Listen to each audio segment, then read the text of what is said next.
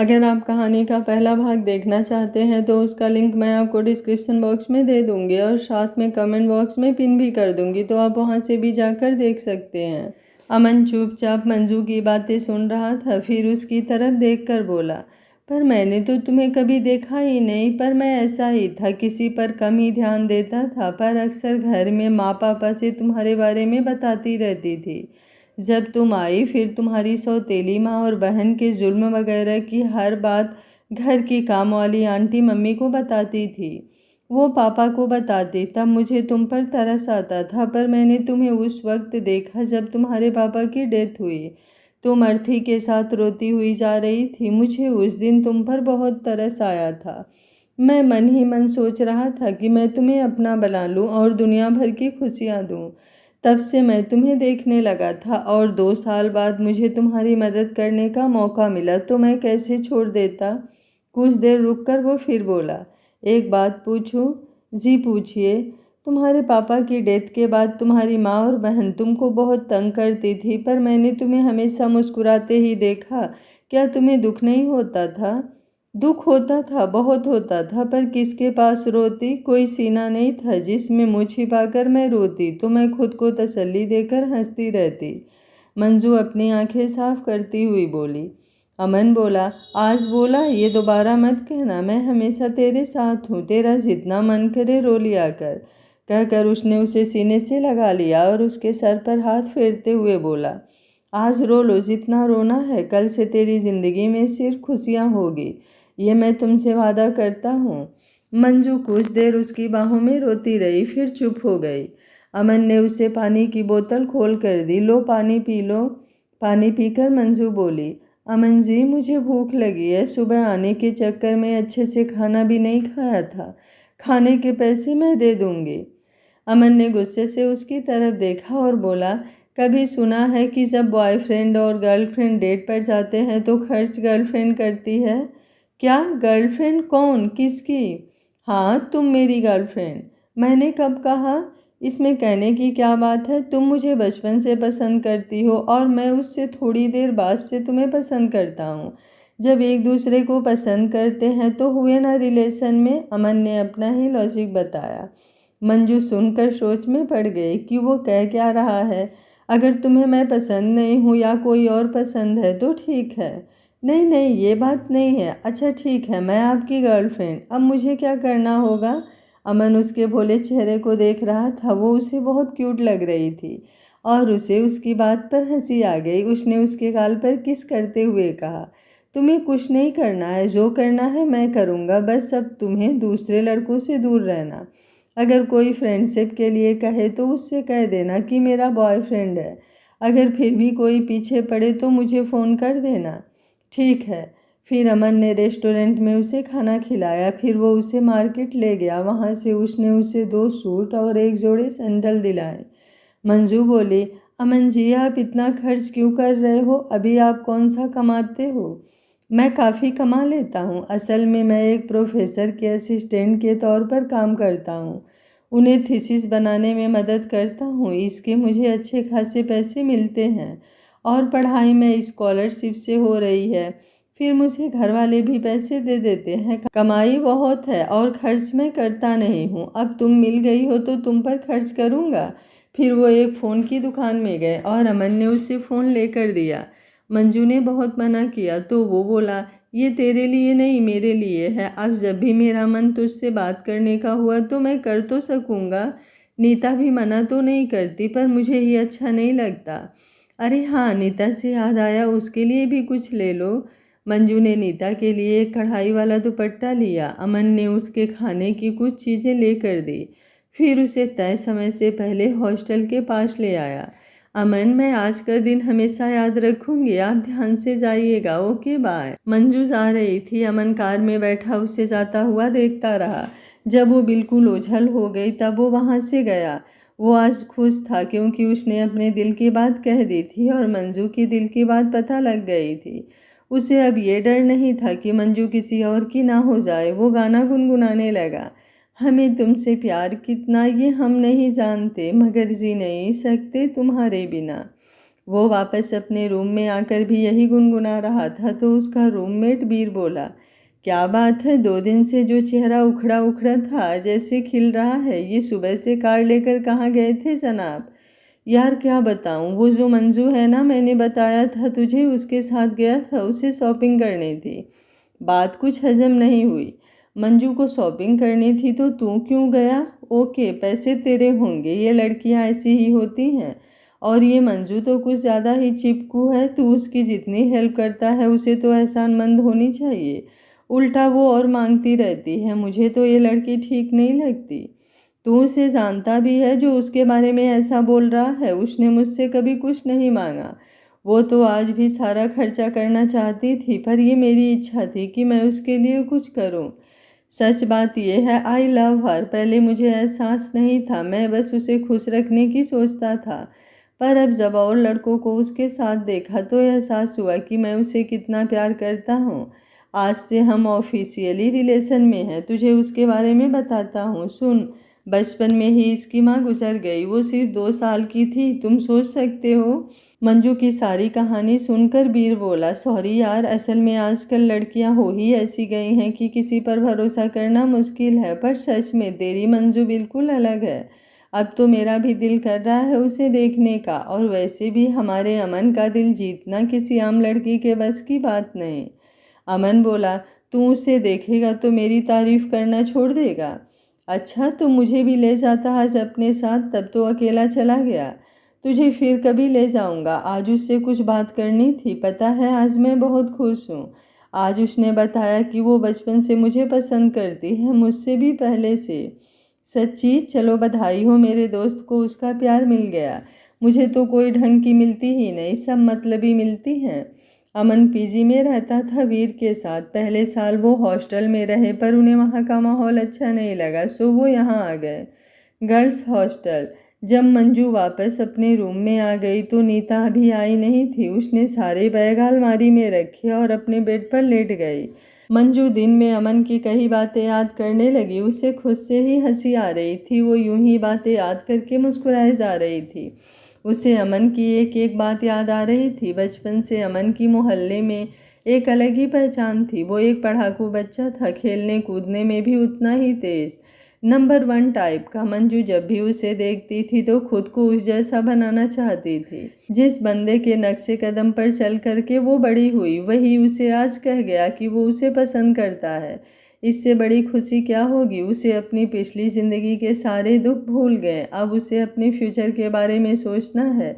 वो लेटी लोटी मुस्कुराए जा रही थी। जब वो घूमी तो एकदम डर गई। उसके बेड के साथ नीता खड़ी उसे ही देख रही थी। तू कब आई? मुझे तो डरा ही दिया। अच्छा जी, आप बताइए, आप कहाँ खोई हुई हैं? कब से खड़ी देख रही हूँ। मैडम अपने आप से ही बातें किए जा रही हैं और मुस्कुराए जा रही है। बात क्या है, ज़रा हमें भी पता चले, हम भी खुश हो लें थोड़ा सा। नीता, आज वो मैं मंजू से शर्म के मारे बोला ही नहीं जा रहा था। हाय मैं मर जावा, हमारी इंटेलिजेंट मंजू शर्मा रही है। वो मंजू को कंधों से पकड़ते हुए बोली और उसके बगल में बैठ गई। मंजू ने दोनों हाथों से अपने मुंह को ढक लिया। नीता बोली, ए मंजू, क्या हुआ, मुझे बात तो बता। आज मुझे अमन जी ने बुलाया था। वो बोले कि वो मुझे बहुत पहले से पसंद करते हैं, जब से मेरे पापा की डेथ हुई तब से। क्या सच में? हाँ, मैं भी ऐसे ही हैरान हो गई थी। मुझे तो पहले ही पता था कि वो तुझे पसंद करते हैं, पर इतनी देर से पसंद करते हैं ये सोचकर हैरानी हो रही है। तूने क्या कहा? मैंने भी कहा कि मैं भी उन्हें बचपन से पसंद करती हूँ, मंजी बोली। क्या? नीता ने कहा। तूने कभी मुझे नहीं बताया? मैं तो अमन भैया की तेरे पास इतनी तारीफ करती थी, रोज उनके बारे में बात होती, पर तूने मुझे बताया क्यों नहीं? सॉरी, मैंने इसलिए नहीं बताया क्योंकि मुझे लगता था कि मैं उनके लायक नहीं। मुझे डर था कि कहीं तुम मेरा मजाक ना उड़ाओ। कहाँ वो हर फील्ड में नंबर 1 और कहाँ मैं एक मामूली सी गरीब सी लड़की। लेकिन तुम्हारी बातों ने ये हौसला भी मुझे तुमसे मिला है। तुमने ही मेरे अंदर ये बात डाली कि वो मुझे पसंद करते हैं, तो मैं भी उन्हें अपने दिल की बात बताती गई। नीता बोली, चल सब अच्छा हुआ, मुझे सारी बात बता शुरू से अंत तक। वो पहले तो अमन जी मुझे गुस्सा होने लग गए कि मैं और लड़कों के साथ बात ना करूं क्योंकि ज़माना बहुत ख़राब है।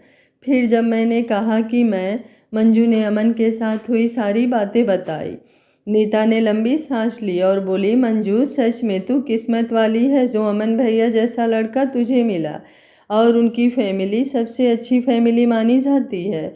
ये ले फ़ोन, अब वो तेरे बॉयफ्रेंड हैं, तुझे उनसे बात करनी होगी। अब से ये फ़ोन तेरा, तू अपने पास ही रखा कर। जब मेरा कोई फ़ोन आया तो मुझे दे दिया कर। मंजू को याद आया। वो उठकर अलमारी से बैग निकालकर बाहर रखी और एक एक चीज़ निकालकर नीता को दिखाए और फिर फ़ोन दिखाया। ये सब अमन जी ने लेकर दिए हैं। वो कहते हैं कि स्कूल ड्रेस मिलने तक मैं ये कपड़े पहनूं ताकि लड़कियां मुझे कुछ कह ना सकें। कबीर ने उन्हें बता दिया होगा और फ़ोन के बारे में जो तू कह रही थी उसी वजह से उन्होंने ये फ़ोन ले दिया। वाह, तेरी तो निकल पड़ी। ये फ़ोन भी लेटेस्ट मॉडल है, ला मैं अपना नंबर इसमें भर दूँ। वो फ़ोन में नंबर लिखने लगी थी कि वो बजने लगा और उसमें बॉयफ्रेंड लिखा था। नीता बोली, लीजिए आपके बॉयफ्रेंड का फ़ोन आया है। हेलो, वो मंजू, मैं फ़ोन चेक कर रहा था, मैंने सोचा तुम करोगी, जब तुम्हारा फ़ोन नहीं आया तो मैंने कर दिया। कोई बात नहीं, आप कब पहुँचे? कुछ देर हो गई है। अच्छा सुनो, जो अपनी बातें हुई थी उसके बारे में ज़्यादा मत सोचना, ठीक है? अपनी पढ़ाई पर ध्यान देना। मैं तुम्हारी पढ़ाई में अड़चन नहीं बनना चाहता। इस बार भी स्कूल में फर्स्ट आना चाहिए, नहीं तो मैं नाराज़ हो जाऊंगा, बात नहीं करूंगा तुमसे। ठीक है, प्रॉमिस, मैं फर्स्ट ही आऊँगी। आप फिर मुझे क्या दोगे? अमन बोला, जो तुम चाहो। आप भी अपनी पढ़ाई पर ध्यान देना। हाँ ज़रूर। वो BCom LLB कर रहा था। ये 5 साल का कोर्स था, उसका दूसरा साल का। फ़ोन रखकर मंजू ने नीता की तरफ देखा। बस यही बातें हैं जो मुझे उनकी बहुत पसंद है। आप फ़ोन करके याद करा रहे हैं कि पढ़ाई करना ना छोड़ देना। उनकी बातों से मुझे बहुत प्रोत्साहन मिलता है। सच कहूँ, कभी कभी वो जब ऐसी बातें करते हैं तो वो मुझे मेरे पापा की तरह लगते हैं। बस अब तो पक्का हो गया कि तू उससे ही शादी करेगी। कहते हैं कि लड़कियां अपने पति में अपने पिता वाली खूबियां ढूंढती हैं, तुझे तो पहले ही नजर आने लगी। मंजू ने दुपट्टे वाला बैग उठाकर नीता को दिया। ये ले, तेरे लिए लाई हूँ अपने पैसे से। मेरे लिए उन्होंने ले दिए तो मेरे सारे पैसे पड़े थे तो मैं ये ले आई। तेरा वो प्लेन सूट है ना, उसके साथ ले लेना। तो सूट चाहती थी पर पैसे ही इतने थे। मंजू ने लाचारगी दिखाई। अरे वाह, सबसे बढ़िया चीज़ सबसे बाद में निकाली है। सच में बहुत प्यारा है। तुम जैसी फ्रेंड सिर्फ मुझे ही मिले, नीता ने खुश होते हुए कहा। सच कहूँ, मैं इस तारीफ के काबिल नहीं हूँ। अगर अमन जी ना कहते तो मैं भूल ही गई थी। चलो कोई बात नहीं, भैया ले या भाभी, हमें तो चीज़ से मतलब है। चुप, क्या बोले जा रही है? किसी ने सुन लिया तो? ऐसे फिर मत बोलना, मंजू ने उसे चुप कराते हुए कहा। अच्छा जी, खुश तो कब से कहे जा रही है अमन जी, उन्होंने, उनका, वो, वगैरह वगैरह, और अब मुझे भाभी कहने से रोक रही है। मैं तो बोलूँगी भाभी भाभी। नीता ने वो दुपट्टा मंजू के सिर पर उड़ा दिया और उसे छेड़ने लगी। मंजू उसे चुप कराने के लिए उसके पीछे भाग रही थी और वो कमरे में इधर उधर भाग रही थी। अमन का पीजी। अमन मंजू से बात करके पढ़ने बैठ गया। वो LLB के बाद वो 2 साल की LLM इन साइबर लॉ करना चाहता था और वो अपने करियर के लिए उसने बहुत पहले ही सोच लिया था। एक बार उसके दोस्त ने ऑनलाइन कार की डील की, किसी फौजी की थी। अब फौजी को देखकर हर कोई भरोसा कर लेता है कि ठीक ही होगी। उसने भी करीब 2 लाख में डील कर ली। 1 लाख पहले भेज दिया, बाकी के पैसे कार आने के बाद भेजने थे। पर वो फौजी कहने लगा कि हमें अपने डिपार्टमेंट में रिपोर्ट करनी होती है, वो पूरा बिल दिखाने को कह रहे हैं। इसके साथ ही उसने वीडियो कॉल करके कार पैकिंग से लाकर ट्रक में लोड होने तक की सारी वीडियो दिखाई। उसके दोस्त को भरोसा हो गया, उसने बाकी के 1 लाख भी भेज दिए। उसके बाद वो कार का वेट करता रहा, कार नहीं आई। उसने उस फौजी को फ़ोन किया तो फ़ोन बंद। तब उसने अमन को बताया। अमन उसे अपने साथ लेकर पापा के पास गया। उन्होंने साइबर सेल में केस दर्ज करवा दिया। बहुत छानबीन हुई, ये पता लगा कि वो कोई फौजी नहीं था, कोई बहुत बड़े गिरोह का आदमी था जो फौजी बनकर लोगों को ठगता था। इस बात को 6 महीने हो गए, अभी तक कोई रिजल्ट नहीं निकला। उस वक्त उसने ये तय किया कि वो साइबर लॉ करेगा। मंजू के घर। सुमन आराम से बैठी थी। सफाई, बर्तन और कपड़े काम वाली कर देती थी। खाना उसकी माँ सुबह बना जाती थी। शाम हो गई थी। माँ जी थकी हारी आई तो उसने कहा, सुमन पानी पिला दे। माँ, तुम्हें दिखता नहीं कि मैं अपने फ्रेंड से चैटिंग कर रही हूँ? तुम खुद भी तो ले सकती हो, सुमन चिढ़कर बोली। माँ उठी और पानी डालकर पिया। फिर उन्होंने चाय बनाई और खाने की तैयारी करने लगी। उन्हें अब अक्सर मंजू याद आती। मंजू उसके आते ही पानी का गिलास हाथ में लिए खड़ी होती थी। पानी पीकर हटती थी कि वो चाय ले आती थी। खाने का तो उसे कुछ पता नहीं होता था। माँ जो सब्जी कह देती थी वो रात को वही सब्जी बना देती थी। कहाँ से लाई, कब लाई, उन्हें पता भी नहीं लगता था। फिर ऊपर से पढ़ाई में इतनी होशियार, उसकी वजह से मोहल्ले वाले माँ की भी कितनी इज्जत करते हैं। सब्जी वाले को जब पता चला कि ये मंजू की माँ है तो वो भी रियायत करने लगे थे। सब्जी बनाती बनाती माँ मंजू को याद किए जा रही थी। काश सुमन की जगह मैंने मंजू को जन्म दिया होता। मुझे उससे कोई गिला नहीं, गिला उसकी माँ से था जिसने चोरी छिपे मेरे पति से रिश्ता बनाया।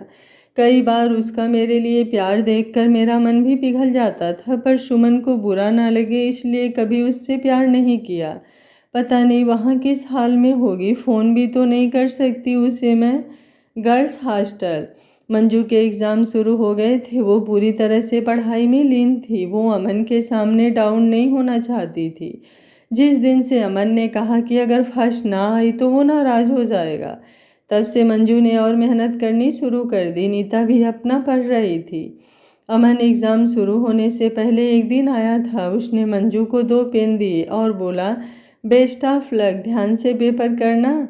ठीक है, अब मैं ना तो फ़ोन करूँगा ना मिलने आऊँगा जब तक मेरे एग्ज़ाम नहीं हो जाते।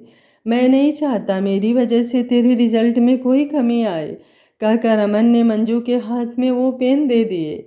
आप इतनी दूर सिर्फ पेन देने आए? आपको 1 घंटा तो आने जाने में लग जाएगा, यूं ही इतना टाइम वेस्ट किया। पेन तो मैं यहाँ से भी खरीद लेती। तेरे लिए यहाँ तक आना, कुछ भी करना, मेरे लिए टाइम वेस्ट करना नहीं है। मैं तुम्हें देखना चाहता था। अब 15 दिन तेरे एग्ज़ाम चलने हैं, फिर तू घर चली जाएगी। उसके बाद मेरे एग्ज़ाम शुरू हो जाने हैं। इसी तरह महीने 2 महीने गुजर जाने हैं। इतनी देर तुम्हें देख ना पाऊँगा, इसलिए अब आ गया। क्या मेरे पेन तेरे लिए बस पेन ही हैं? अरे नहीं, मेरा वो मतलब नहीं था। मैं तो इसलिए कह रही थी कि आपको परेशानी हुई होगी। सॉरी अगर मैंने कुछ गलत कहा तो। नहीं, कोई बात नहीं। अच्छा, अब मैं चलता हूँ, अपना ध्यान रखना। और हाँ, पढ़ाई के वक्त खाना पीना भूल जाती हो, ऐसा बिल्कुल मत करना। उसने अपने दोनों हाथ उसके कंधे पर रखे और उसे ऊपर से नीचे तक देखते हुए बोला, जैसी अब हो ऐसी ही मंजू, मुझे अगली बार मिलने पर चाहिए, सो खाना टाइम पर खाना। उस दिन के बाद ना अमन आया ना उसने फ़ोन किया। नीता रोज़ मंजू से पूछती तो वो कह देती कि अमन ऐसा ही है। वक्त बीतता गया। आज मंजू का लास्ट पेपर था। वो रोज़ की तरह टाइम से पहले ही सेंटर पर पहुंच गई। कबीर उसकी वेट कर रहा था। फिर उसने कबीर को बताया जो कुछ उससे पूछना था। इस साल कबीर ने बहुत मेहनत की और वो पहले 15 बच्चों में आ गया था। उसके घर वाले भी हैरान थे कि पासिंग मार्क से पास होने वाला कैसे इतना ऊपर आ गया। वो इसका क्रेडिट मंजू को देता था। तो उसके पापा स्पेशली मंजू से मिलने आए। उन्होंने मंजू को कुछ पैसे भी देने चाहे, पर मंजू ने साफ मना कर दिया। वो मंजू के एहसानमंद थे। एग्ज़ाम खत्म हो गए थे, छुट्टियां हो गई थी, सब बच्चे अपने अपने घर चले गए थे। मंजू और नीता ही रह गए थे। आज नीता के पापा उन्हें लेने आ रहे थे। उन्होंने तैयारी कर ली थी। मंजू ने अमन को मैसेज करके बता दिया था कि वो घर जा रही है। उसने रिप्लाई में ओके लिख दिया। सब बच्चे घर जाते हुए बहुत खुश थे, पर मंजू खुश नहीं थी। पूरे साल में उसकी माँ ने उसे सिर्फ एक बार फ़ोन किया, वो भी बिजली के बिल के लिए। मंजू ने खुद 1-2 बार फ़ोन किया, पर सुमन से ही बात हुई। नीता ने उसे घर के बाहर छोड़ा और बाय करके चली गई। मंजू आई तो घर में कोई नहीं था। पूरे साल में वो दूसरी बार घर आई और दोनों बार घर बंद ही मिला। वो वहीं दरवाजे के पास बैठ गई। करीबन घंटे बाद सुमन किसी लड़के के साथ कार से आई, जिसने कार से उतरते ही सुमन को कमर से पकड़ लिया। सुमन बोली, सब्र करो, पहले अंदर तो चलो। जब उसने मुंह उठाया तो सामने मंजू को देखकर ठिठक गई। तुम कब आई? घंटा भर हो गया है, लाओ चाबी दो। सुमन ने उसे चाबी दी और लड़के से बोली, ये मेरी छोटी बहन है मंजू। मंजू, ये मेरा बॉयफ्रेंड है नील।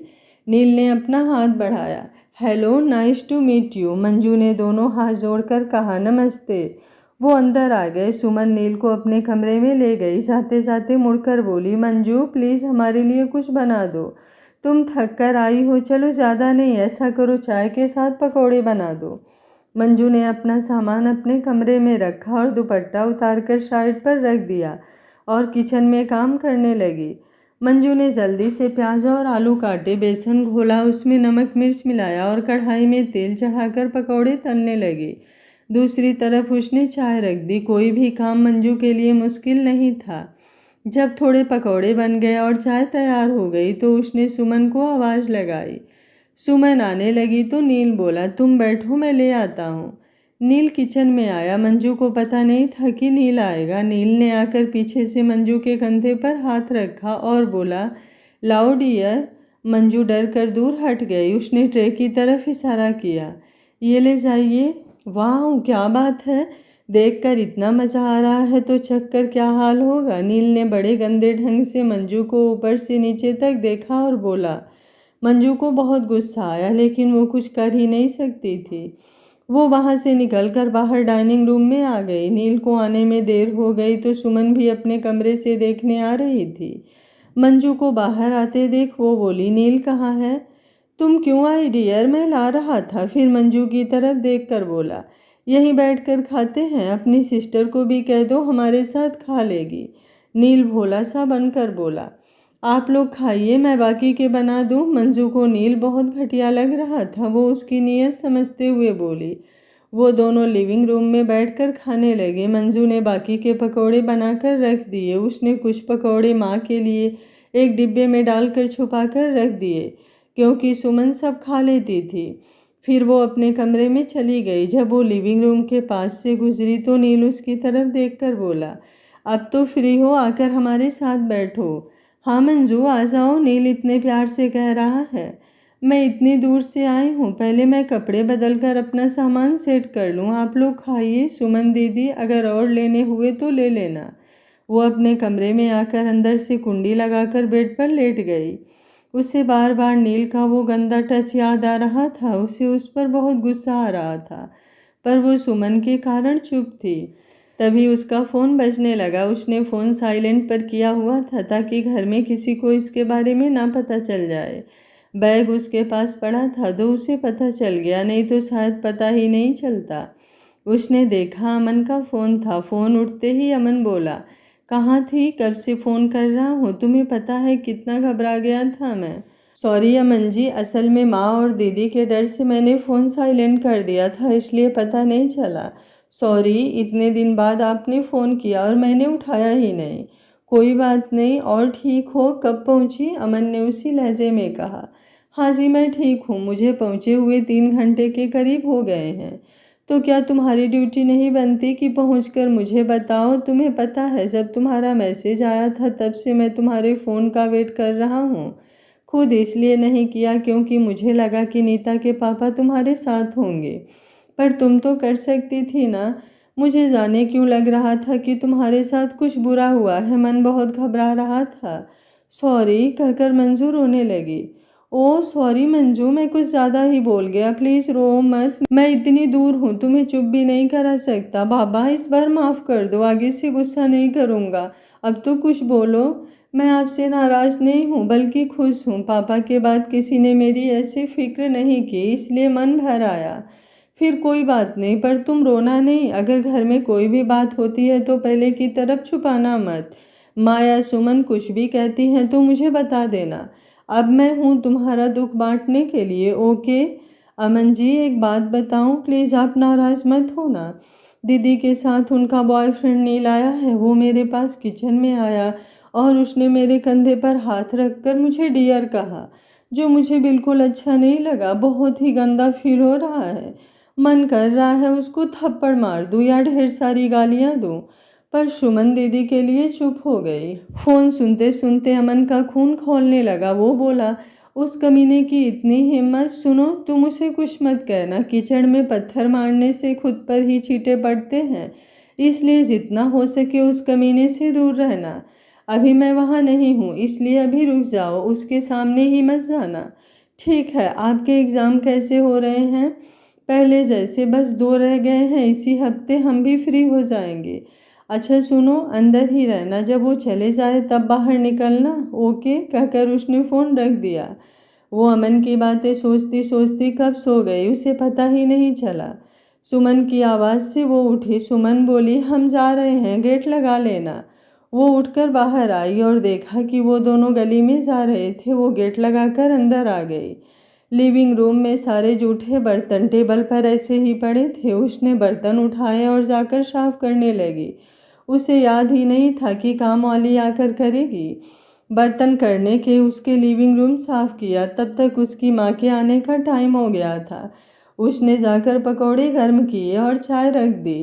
फिर वो गेट खोलकर हाथ मुंह धोने चली गई। जब वो वॉशरूम से निकली तो माँ थकी हुई सोफे पर बैठी थी।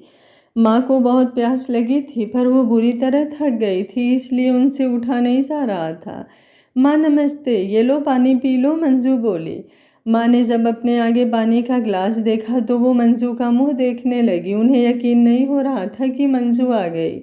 उसने मंजू से पूछा, कब आई? माँ 2 बजे आ गई थी। आप ठीक हैं? अब सर दर्द कैसा है? मैंने 1-2 बार फ़ोन किया, पर सुमन दीदी से ही बात हुई। वो कह रहे थे कि अब ठीक है, पर मुझे तो नहीं लग रहा। मैं मालिश कर देती हूँ, पहले मैं चाय ले आऊँ? माँ की आंखों से आंसू आ गए। मेरी अपनी बेटी ने मुझे कभी पूछा ही नहीं कि कैसे हूँ, और ये मेरी शक्ल देखकर पहचान गई कि मैं दर्द में हूँ। इसे मैंने कभी बीमारी में दवा तक नहीं दी। उन्होंने जल्दी से अपने आंसू साफ किए, कहीं मंजू देख ना ले। मंजू चाय के साथ पकौड़े लेकर आई। लो माँ, दीदी का फ्रेंड आया था, उनके लिए बनाए थे मैंने, आपके लिए बचा कर रख लिए थे। लो, चाय के साथ ले लो। माँ ने चाय ली और पकौड़े भी खाने लगी। मंजू उनके कंधे दबाने लगी तो बोली, माँ आप बहुत कमज़ोर हो गई हैं, आपके कंधे की हड्डियाँ निकल आई हैं। आप ठीक से खाती नहीं क्या? माँ कल की छुट्टी कर लेना, मैं आपको हॉस्पिटल चेक करवा लाऊंगी। आपको तो रंग भी पीला पड़ गया है, मंजू ने चिंता करते हुए कहा। नहीं, मैं ठीक हूँ, तुम भी पकौड़े खा लो। माँ ने प्लेट मंजू की तरफ की। मंजू ने एक ले लिया। माँ का सिर मालिश करने के बाद वो रात के खाने की तैयारी करने लगी। मंजू की मालिश से माँ को आराम मिल गया। वो बेड पर लेटी मंजू को दुआएं दे रही थी। एक तो उसने मालिश कर दी, उस पर बाकी के काम भी खुद करने लगी, जिससे माँ को आराम करने का मौका मिल गया। रात के खाने के बाद माँ ने मंजू से कहा, मंजू ये बर्तन इकट्ठे करके रख दो, काम वाली सुबह आकर कर देगी। और हाँ, सुबह साफ सफाई भी मत करना, वो खुद ही कर देगी, तुम सिर्फ खाना बना लेना। सुमन माँ को घूर कर देख रही थी। मंजू को आज इनके व्यवहार में फ़र्क लगा। आज उन्होंने मंजू को खाने के लिए पकौड़े दिए और उसे काम से भी मना किया। सुमन बोली, इसे सफाई कर लेने दो, काम वाली के उतने दिन के पैसे नहीं देने पड़ेंगे। नहीं, कुछ दिन के लिए क्या झिक-झिक करना, माँ बोली। मंजू अब पहले से भी ज़्यादा हैरान हो गई। माँ ने सुमन की बात नहीं मानी। माँ अब उठकर अपने कमरे में जाकर सो गई। सुमन ने मंजू की तरफ मुंह बनाकर देखा और अपने कमरे में चली गई। मंजू भी अपने कमरे में पढ़ने बैठ गई।